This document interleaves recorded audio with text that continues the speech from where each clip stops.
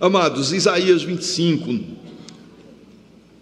nós vamos meditar em todo esse capítulo, mas eu só quero ler um versículo, só o versículo primeiro.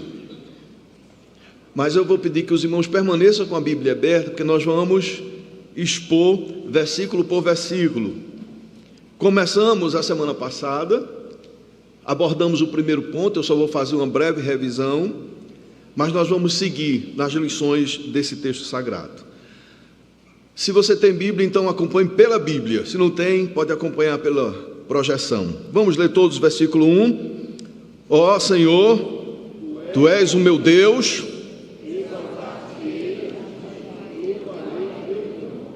porque tens feito maravilhas e tens executado os Teus conselhos antigos, fiéis e verdadeiros. Vamos orar. Pai, nós pedimos a Tua bênção para pregar com fidelidade a Tua palavra, porque só assim podemos ouvir a Tua voz, na pregação fiel das Escrituras Sagradas. Ó Deus Espírito Santo, me capacita, me unges, me enches, me reveste, para que eu possa ser um instrumento do Senhor.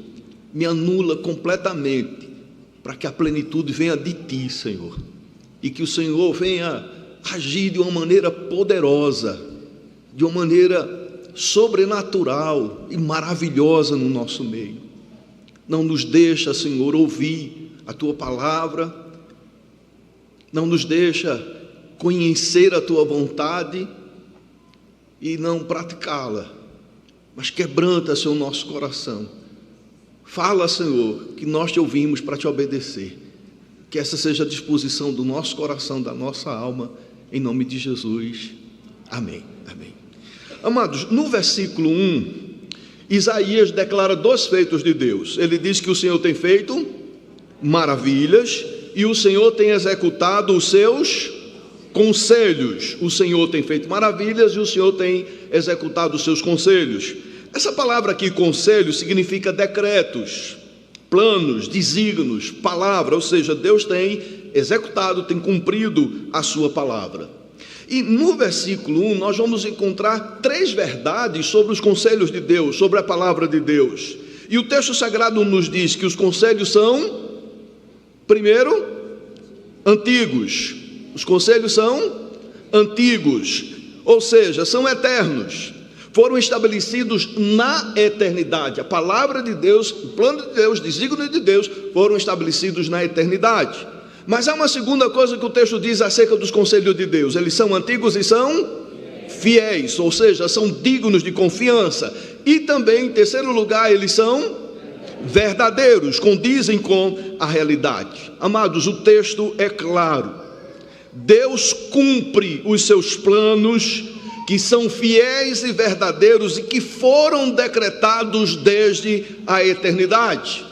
Eu vou ler novamente, peço que você abra o seu coração para receber essa palavra.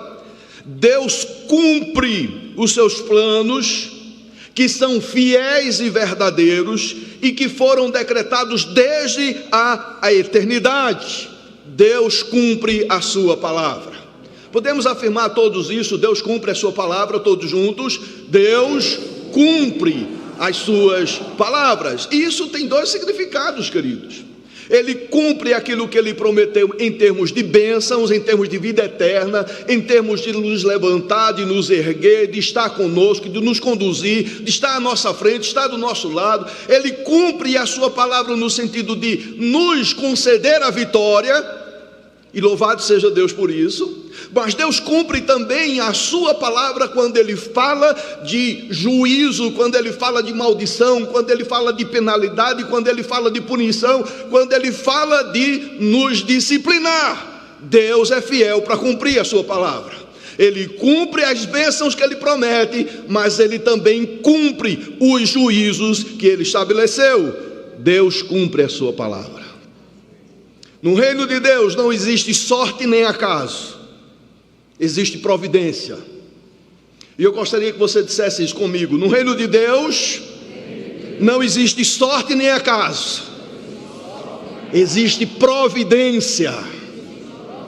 O que rege o mundo é a providência de Deus, não é o acaso ou a sorte. Calvino, ele escreveu o seguinte: Deus rege de tal modo cada evento individual e de tal maneira que todos eles provêm do seu conselho determinado. E aí ele conclui dizendo que nada acontece por acaso. E eu gostaria que você afirmasse isso: nada acontece por acaso. Todos juntos: nada acontece por acaso. Agostinho afirmava que tudo deve ser atribuído à providência divina. Tudo deve ser atribuído à providência divina. Meus amados, as maravilhas de Deus estão em cumprir os seus planos eternos.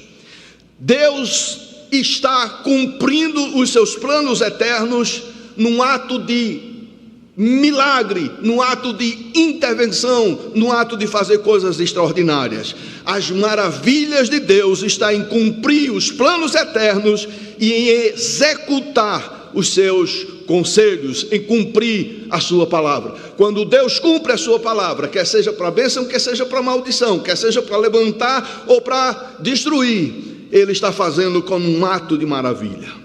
Nada pega Deus de surpresa. Não há improvisos no reino de Deus. Tudo está nos mínimos detalhes, sob o controle de Deus.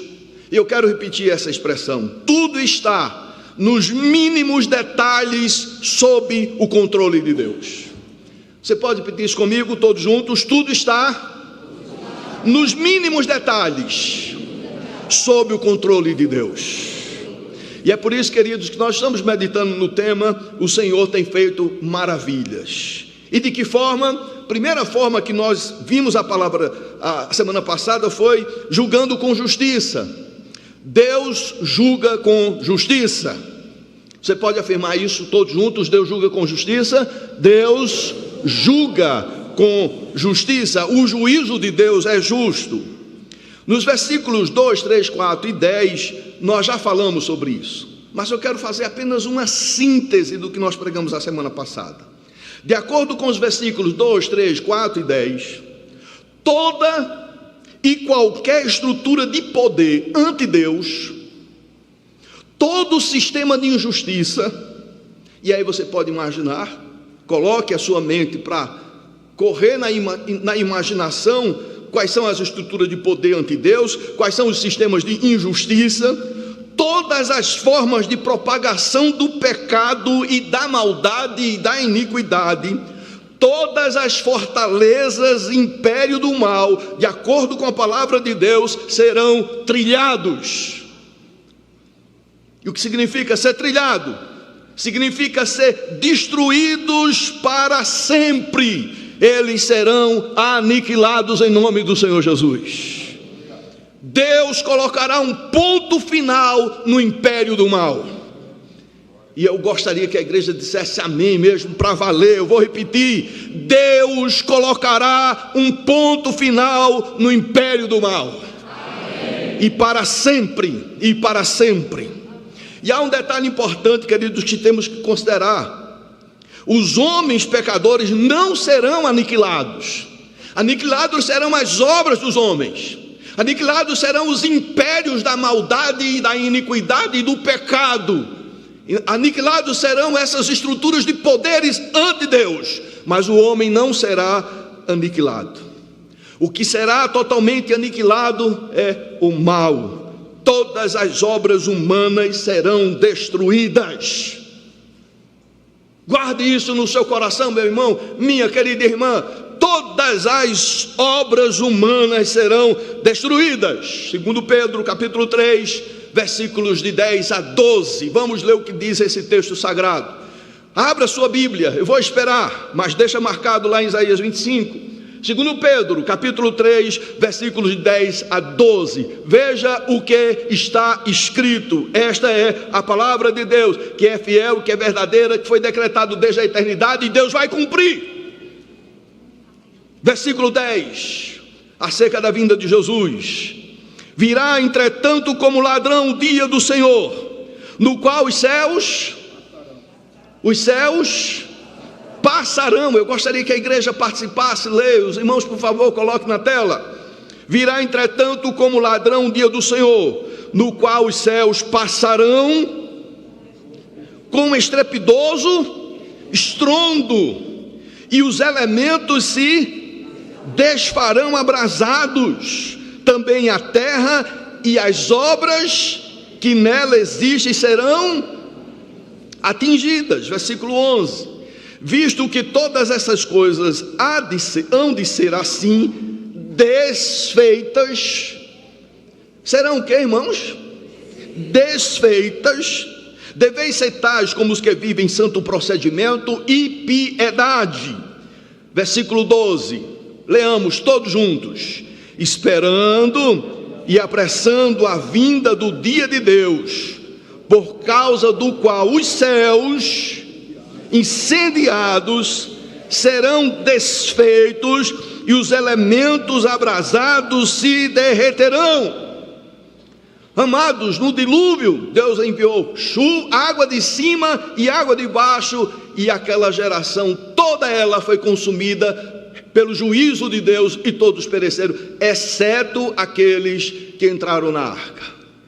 Nesse dia aqui, queridos, Deus vai enviar fogo do céu e fogo do centro da terra, e tudo isso aqui será destruído, será queimado, tudo de acordo com o texto sagrado. Os céus incendiados, estrelas, planetas, tudo isso vai ser incendiado, serão desfeitos, e os elementos abrasados se derreterão. Tudo vai ser consumido pelo fogo divino. Como Deus exerceu o juízo através da água, no final Deus vai exercer o juízo através do fogo. Os céus e a terra serão destruídos totalmente, o mal será aniquilado para sempre. Eu vou repetir: o mal será aniquilado para sempre. Vamos afirmar isso, queridos, todos com bastante ênfase, todos juntos. O mal será aniquilado para sempre. E quando você pensa no mal, pense naquilo que provoca dor, sofrimento, morte, separação, angústia, perda, miséria, fome. Pense em todas essas enfermidades, essas doenças, essas coisas negativas. Tudo isso será destruído em nome do Senhor Jesus. O mal será aniquilado para sempre. Mas os homens pecadores não serão aniquilados, o que seria um prêmio, o que seria uma falta de justiça. A pessoa aprontar, como Hitler, que foi responsável pela morte de mais de 6 milhões de pessoas, morreu, ficou por isso mesmo. Não. Ou simplesmente desaparece, some, deixa de existir, simplesmente é aniquilado. A aniquilação seria, uma certa forma, um benefício para essas pessoas, mas elas não serão aniquiladas. As suas obras sim, os seus feitos sim, os seus impérios sim, mas esses homens pecadores serão julgados, condenados e punidos eternamente. Serão julgados, condenados e punidos eternamente. O Senhor julgará o mundo com justiça. E eu gostaria que você afirmasse isso com convicção. Todos: o Senhor julgará o mundo com justiça. Lembremos-nos, queridos, que o juízo de Deus é sem misericórdia. Eu vou repetir: o juízo de Deus é sem misericórdia. Em 2 Pedro capítulo 3, versículo 13, aí nós temos uma palavra final dentro desse contexto da vinda de Cristo. Enquanto que aos ímpios, pecadores, todas as suas obras serão destruídas, e eles serão julgados e condenados e punidos eternamente. Veja o que diz 2 Pedro capítulo 3, versículo 13. Eu gostaria que toda a igreja lesse com bastante ânimo. Todos juntos? Nós, porém, segundo a sua promessa, esperamos novos céus e nova terra, nos quais habita a justiça. Aleluia, aleluia. Nós aguardamos novos céus e nova terra, aonde habita a justiça, porque o final não será o caos, O final não será destruição com fogo. O final não será as coisas negativas prevalecendo ou sendo destruídas. Não, o final é de glória, é novo céu e a nova terra, onde habita a justiça, e é lá que nós estaremos. É lá, e é isso que nós estamos aguardando, no nome do Senhor. O Senhor tem feito maravilhas, queridos. Essas coisas vão se cumprir, porque Ele executa os seus conselhos antigos, que são fiéis e verdadeiros. O Senhor tem feito maravilhas, julgando com justiça, mas também salvando com graça e poder. Qual a segunda lição que tiramos aqui? Que Deus salva com graça e poder. Todos salvando com graça e poder. Todos salvando com graça e poder. Versículo 8. Leia comigo na sua Bíblia, por gentileza, leia comigo. Tragará a morte para sempre, e assim enxugará o Senhor Deus das lágrimas de todos os rostos, e tirará de toda a terra o opróbrio do seu povo, porque o Senhor falou. Meus amados, esse texto é poderoso. É poderoso. Que Deus, o Espírito Santo, abra nossa compreensão, nosso entendimento, para percebermos, enxergarmos, termos luz para compreender esse texto. Ele começa a dizer: o Senhor tragará a morte será tragada. Você pode afirmar comigo isso? A morte será tragada, todos juntos? A morte será tragada. Tragar significa aniquilada completamente. Tragada significa aniquilada completamente e eternamente. Amados, a morte não mais existirá. O que faz sofrer, o que faz chorar, o que faz a gente lamentar, o que faz a gente ter o coração partido, senão a pior experiência da vida, que é a morte. É a morte. Perder um ente querido, um pai, um filho, uma mãe, isso é terrível, é um sentimento dos mais terríveis. Jesus, diante do túmulo de Lázaro, mesmo tendo consciência e determinação de ressuscitá-lo, mas mesmo assim ele chora, porque a experiência da morte é uma ruptura trágica, terrível, como consequência do pecado. Mas o texto sagrado nos diz que a morte não mais existirá. A morte será tragada. Louvado seja o nome do Senhor. E há um detalhe aqui nesse versículo muito importante: tragará a morte temporariamente. É isso que diz o texto? O que é que diz o texto? Para sempre. Tragará a morte para sempre. Amados, essa expressão enfatiza a permanência da ação. Não é algo temporário, mas eterno. Louvado seja o nome do Senhor. Não há nenhuma possibilidade que depois da eliminação da morte ela venha a ressurgir. Não há a mínima possibilidade, quando Deus determinar o fim da morte, dela ressuscitar, dela ser uma realidade novamente. Esta não é uma possibilidade. A morte será tragada para sempre. Para sempre. E aí o texto continua e diz: e assim enxugará o Senhor Deus as lágrimas. Esta é uma afirmação de consolo e restauração.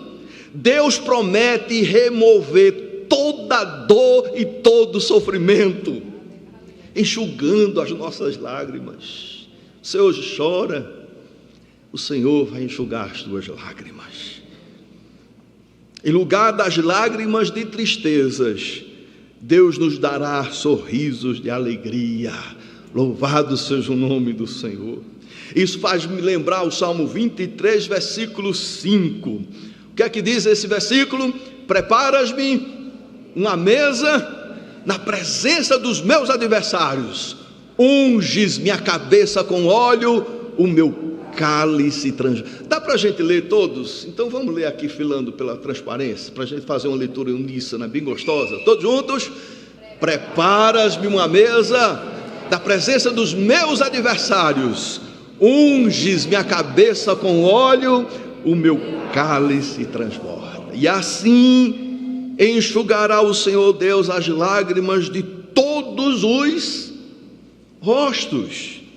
E aí vem uma pergunta que a gente pode fazer: o que significa esse de todos os rostos? Quem são esses rostos dos quais o Senhor vai enxugar as suas lágrimas? Aqui é uma referência a todos aqueles que confessam a Jesus como Senhor e Salvador. Aquele que confessa Jesus Cristo como seu Senhor e seu Salvador pessoal, esse terá as suas lágrimas enxugadas pelo próprio Deus. E além de confessar, se submeter ao senhorio de Cristo e depender exclusivamente dele para a sua salvação, esses terão as suas lágrimas enxutas pelo próprio Deus. Esses rostos, ou essas pessoas terão suas lágrimas enxugadas e consoladas pelo Senhor. Quantas lágrimas derramamos nessa caminhada, mas Ele está acolhendo cada lágrima e enxugará no tempo oportuno do Senhor. Amados, Jesus é o Cordeiro de Deus que venceu a morte pela sua ressurreição. A garantia de que a morte será aniquilada se dá pela realidade, pela verdade, pelo fato de que Jesus Cristo ressuscitou dentre os mortos. Jesus venceu a morte, e essa é a garantia de que a morte será destruída. Mas o texto continua e diz: e tirará de toda a terra o opróbio do seu povo, porque o Senhor falou. Vamos ler essa parte final aí do versículo, todos juntos. E tirará de toda a terra o opróbrio do seu povo, porque o Senhor... Nós temos aqui três verdades. Olha para o texto e acompanha as verdades. Primeiro, o Senhor tirará o opróbrio. Vamos todos afirmar isso, todos juntos. O Senhor tirará o opróbrio. Opróbrio significa vergonha, humilhação e desonra. Porque na caminhada cristã, quando nós nos dizemos servos do Senhor, quando nós dizemos crente em Jesus Cristo, há vergonha, há humilhação, há um tratamento de desdém. Agora, antes de vir, estava vendo na reportagem que um surfista que tinha o nome Jesus na sua prancha não pôde colocar o nome, teve que tirar o nome Jesus da sua prancha. Pode tudo para o mundo, inclusive encenar a Santa Ceia de uma maneira perversa, maligna e diabólica. Que o Senhor exerça o seu juízo em nome de Jesus. Isso pode, mas ter o nome de Jesus numa prancha e competir com ela, não pode. E há aí a humilhação, a zombaria, a escárnio de todos os lados. Mas o Senhor vai tirar o opróbrio do seu povo. A vergonha que você sente hoje será transformada em glória, em reconhecimento eterno. O Senhor tirará o opróbrio. Mas o texto continua, tem uma segunda lição. O Senhor tirará de toda a terra o quê? O opróbrio do seu povo. Guarde isso. O Senhor tirará de todos os lugares, de toda a terra, de todos os lugares da terra, o Senhor tirará o opróbrio do seu povo. De quem o Senhor vai tirar o opróbrio, a vergonha, a humilhação, a zombaria, o escárnio? Do seu povo.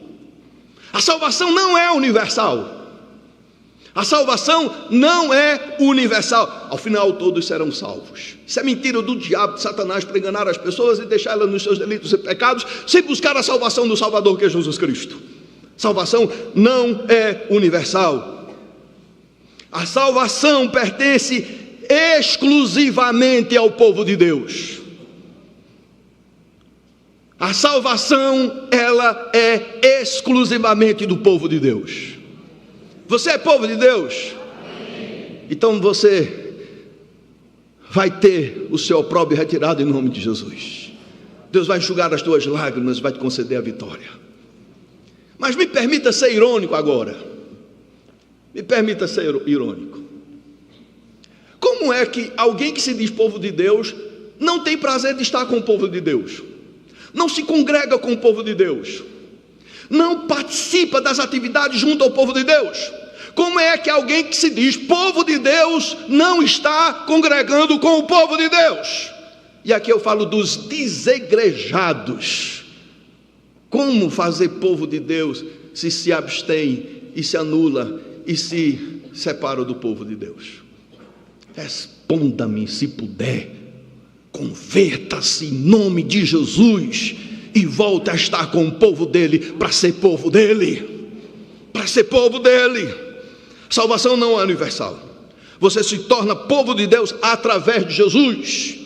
João capítulo 1 versículo 11 e 12, veio para cá dos seus, mas os seus não receberam, mas a todos quanto receberam, deu-lhes o poder de serem feitos filhos de Deus, povo de Deus, a saber, aos que creem no seu nome. Agora vejamos o final do versículo 8. Esse aqui eu gosto para valer, gosto de verdade. Veja, todos, porque o Senhor porque o Senhor o Senhor falou, meu amado, é o Senhor que está falando, é Ele quem está dizendo isso aqui, foi Ele que mandou escrever, guardou, conservou e está transmitindo para você nessa noite. O Senhor falou, o Senhor executa os seus conselhos antigos, fiéis e verdadeiros. O Senhor falou e Ele cumpre. Eu gostaria que você repetisse isso: o Senhor falou e Ele cumpre. Vamos todos? O Senhor falou e Ele cumpre. É bom para aquele quem é povo, para quem é povo e que vive como povo e que sofre as demandas de ser povo de Deus e que participa desse reino como povo de Deus, que paga o preço, que trabalha, que contribui, que participa, que não é um excluído do povo, se dizendo povo. Para quem é povo de Deus é maravilha, é bênção, é vitória, é sofrimento agora, é prova agora, mas é glória no porvir. Mas para quem não é, é juízo, é juízo. Arrependa-se hoje dos seus pecados e entregue a sua vida a Jesus Cristo, para você se tornar povo de Deus, povo de Deus. Versículo 9 agora. Veja o que diz: naquele dia, versículo 9, naquele dia, ou seja, que dia? No tempo futuro da salvação, aquele dia, representando aqui o dia da redenção final, o dia do juízo final e da redenção final, juízos para um, redenção para outros. Eis que este é o nosso Deus, é o Deus pessoal, Ele é nosso. Aí, se você é povo de Deus, você pode dizer: Ele é o meu Deus. Você pode afirmar isso: Ele é o meu Deus, é o nosso. Ele é meu individualmente e Ele é nosso coletivamente, somos povo. Em quem esperávamos e Ele nos salvará. Este é o Senhor, a quem aguardávamos. Na sua salvação exultaremos e nos alegraremos. Amados, hoje esperamos e aguardamos. O que é que nós estamos fazendo? Esperando e aguardando. O quê? O cumprimento das promessas de Deus. Você está esperando e aguardando o cumprimento das promessas de Deus? Eu estou esperando, estou aguardando. E pelo o caminhar da carruagem está pertinho. Pelo que está acontecendo no mundo hoje, está pertinho. Está muito próximo o cumprimento da redenção final. Bendito seja o nome do Senhor. Naquele dia, Ele nos salvará e na sua salvação nos alegraremos. Vamos afirmar isso? Ele nos salvará e na sua salvação nos alegraremos. Agora abra a sua Bíblia em Apocalipse 21 para lermos os versículos 3 e 4. Veja aí Apocalipse 21, versículo 3 e 4. Se você tem Bíblia, vá para a sua Bíblia, leia a sua Bíblia. Se você não tem, acompanhe pela transparência. Eu vou esperar um pouquinho. Apocalipse é o último livro da Bíblia e não do Velho Testamento. Vamos ler, versículo 3.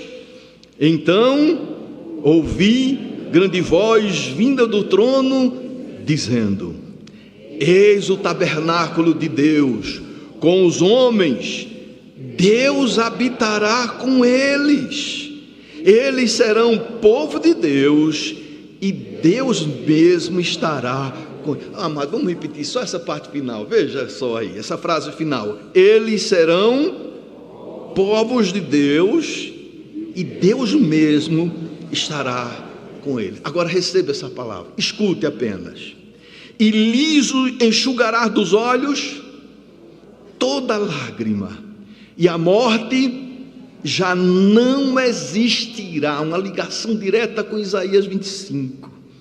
Já não haverá luto, nem pranto, nem dor, porque as primeiras coisas passaram. Aí vamos desfrutar do novo céu e da nova terra, aonde habita justiça e para sempre. O Senhor tem feito maravilhas, julgando com justiça, salvando com graça e poder, mas em último lugar, garantindo a celebração. Todos garantindo a celebração? Vamos lá? Garantindo a celebração. Versículo 3. Nós temos aqui, nesse ponto, duas questões. Uma em relação aos ímpios, em relação àquele que não é povo de Deus. Vão se humilhar, vão se quebrantar. Hoje não querem nada com Deus, mas naquele dia vão reconhecer que Ele é Senhor para a glória de Deus Pai.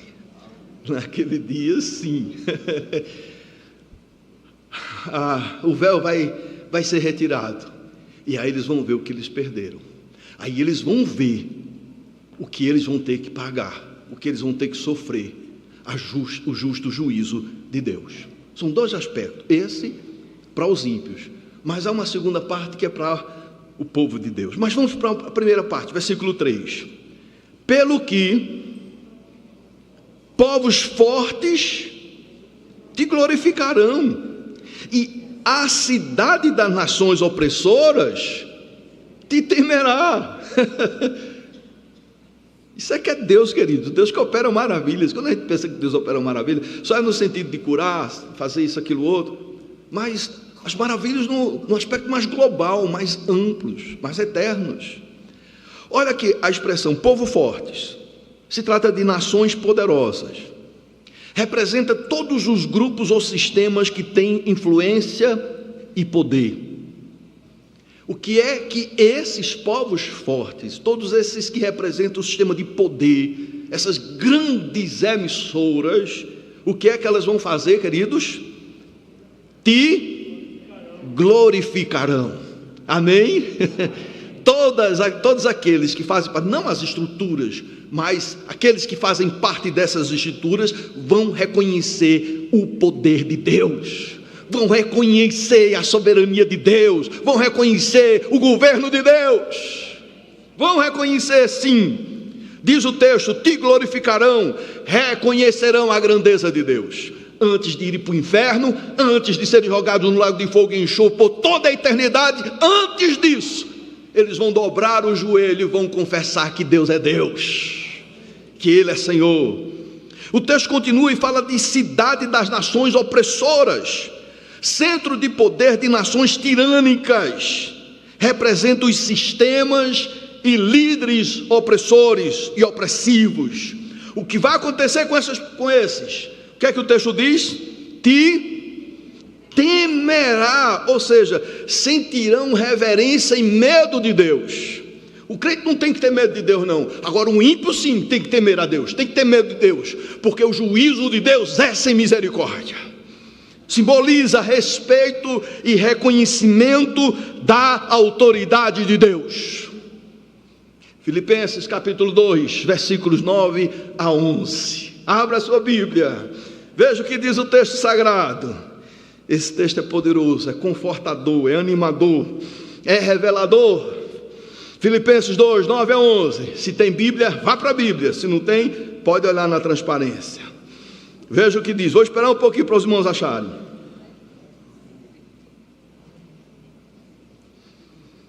Leia comigo.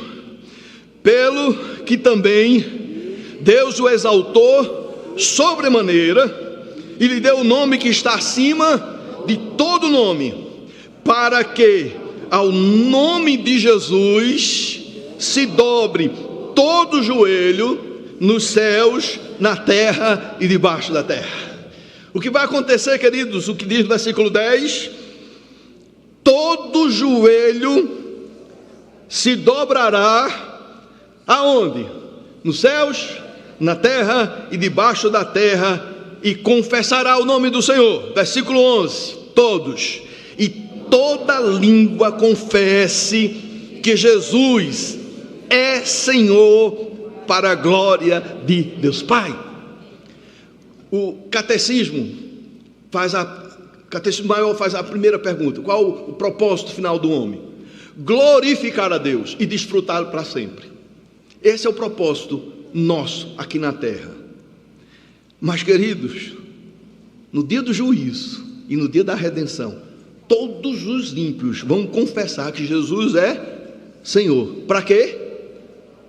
Para a glória de Deus Pai. Aleluia. Para a glória de Deus.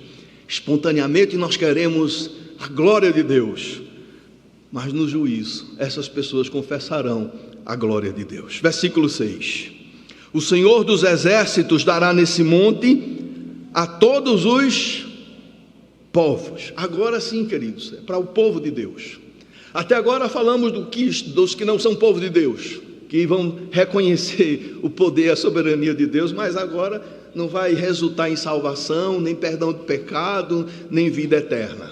Não, vão confessar e juízo eterno. Mas para o povo de Deus, veja aí o versículo 6, o que é que diz: o Senhor dos exércitos dará neste monte a todos os povos, o que, irmãos? Um banquete. O Senhor quem? Dos exércitos, dará nesse monte a todos os povos um banquete. A pergunta é, queridos, o que é que o Senhor promete para o seu povo? Dá um banquete. Todos, por gentileza, me respondam: o que é que o Senhor promete que vai dar ao seu povo? Um banquete. O Senhor promete um banquete. Naquele dia, os ímpios, em horrendo temor, reconhecerão o senhorio de Cristo, confessarão a Jesus como o Senhor e sofrerão penalidade eterna pelo justo juízo de Deus. Mas hoje, para aquele que espera e aguarda o cumprimento das suas promessas, o Senhor dará um banquete. O versículo 6 continua e descreve os detalhes dessa celebração. Um banquete de coisas gordurosas. Aí aqui complica. Eu penso logo em Portugal. Banquete de coisas gordurosas. Representa a abundância, a celebração, a providência divina, a comunhão íntima com Deus, a certeza de uma celebração cheia de alegria e plenitude. Louvado seja o nome do Senhor. Mas o versículo 6 não para, continua e diz: o Senhor dará uma festa, banquete e festa, com vinhos velhos, pratos gordurosos com tutanos e vinho velhos bem clarificados. Vamos explicar isso aqui, queridos. Vinhos velhos. Alguém já disse que vinho novo é melhor? Não entende nada de vinho. Vinho velhos, olha que diz o texto: vinhos envelhecidos, são considerados de alta qualidade e sabor superior devido ao processo de maturação. Representa alegria, celebração e a bênção abundante de Deus. Pratos gordurosos com tutano.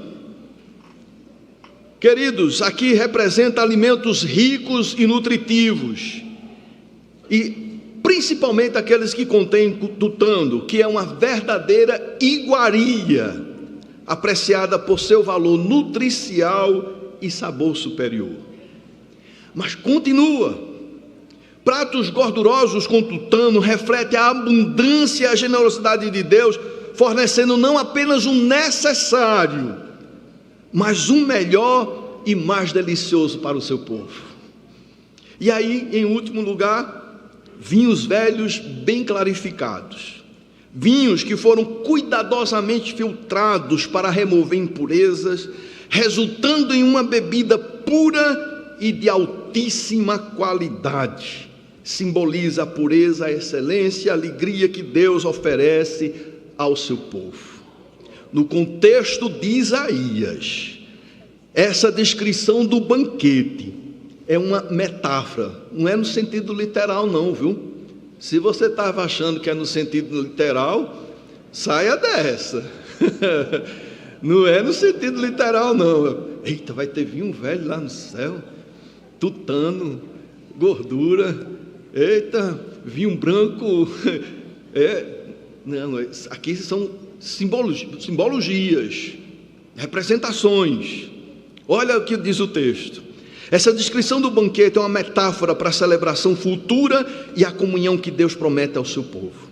Representa a era messiânica, onde haverá abundância de paz, de alegria para todos os que confiam em Deus. Esse banquete é um símbolo de salvação e restauração completa, onde as necessidades materiais e espirituais serão plenamente satisfeitas. Esse banquete aponta para a comunhão eterna de Deus através de Jesus Cristo.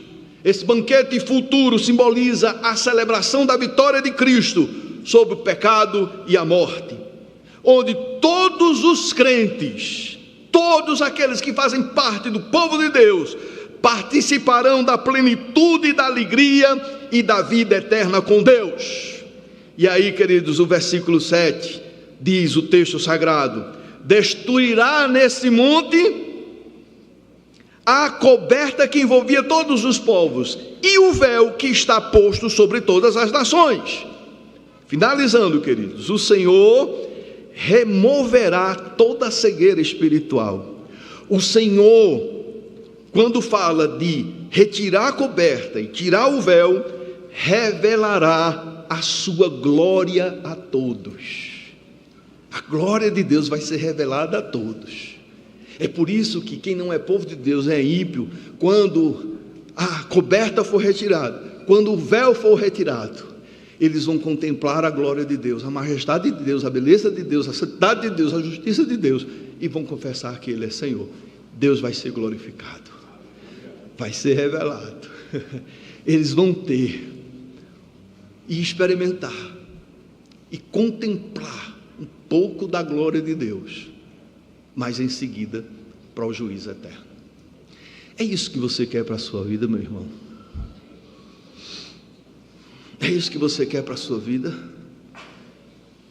A coberta e o véu que cobre todos os povos será removida, simbolizando a revelação da glória de Deus a todas as nações.